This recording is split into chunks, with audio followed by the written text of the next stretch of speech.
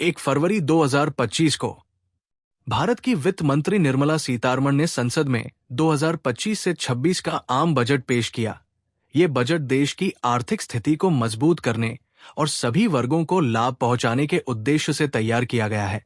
तो आखिर इस बजट में अहम क्या-क्या है और किसको कितना लाभ मिला है, उसके बारे में हम आपको बताते हैं। तो चलिए हम जानते हैं इस बजट की मुख्य बातें। सबसे पहले हम बात करें तो अगर 2025 से 26 के बजट में 12 लाख रुपए तक की आय पर कोई आयकर नहीं देने का ऐलान किया गया है, तो ये एक बड़ा और स्वागत योग्य कदम है। इसका उद्देश्य मध्यम वर्ग को राहत देना और अधिक करदाताओं को नए टैक्स सिस्टम की ओर आकर्षित करना हो सकता है। आपको बता दें कि जो किसान और गरीब है उनको कुछ रहता मिला है। पहला, आयकर में राहत या बदलाव, यानी व्यक्तिगत आयकर स्लैब में कोई बड़ा बदलाव नहीं किया गया है।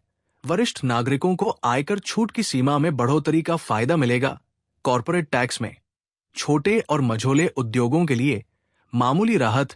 दूसरा, ग्रामीण और कृषि क्षेत्र, यानी कृषि क्षेत्र के लिए 2.5 लाख रुपए करोड़ का आवंटन किसानों को आधुनिक तकनीकों से जोड़ने और सिंचाई परियोजनाओं को मजबूत करने पर जोर। ग्रामीण रोजगार योजनाओं में नई नौकरियों के अवसर। तीसरा, स्वास्थ्य और शिक्षा, यानी स्वास्थ्य क्षेत्र के लिए 1.8 लाख रुपए करोड़।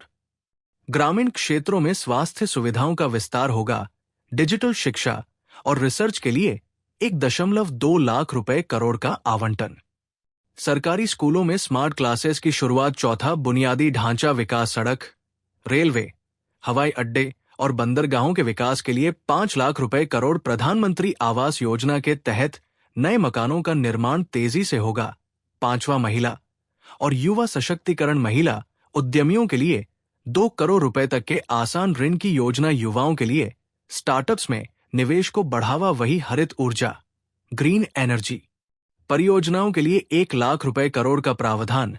डिजिटल इंडिया अभियान के तहत 5G और AI प्रौद्योगिकियों को अपनाने की पहल। वही इस बजट को लेकर विपक्ष ने सवाल उठाए हैं, लेकिन सरकार का दावा है कि ये अमृत काल का बजट है जो देश को $5 ट्रिलियन की अर्थव्यवस्था बनाने में मदद करेगा। ये बजट आपके जीवन पर क्या असर डालेगा, हमें कमेंट में बताएं।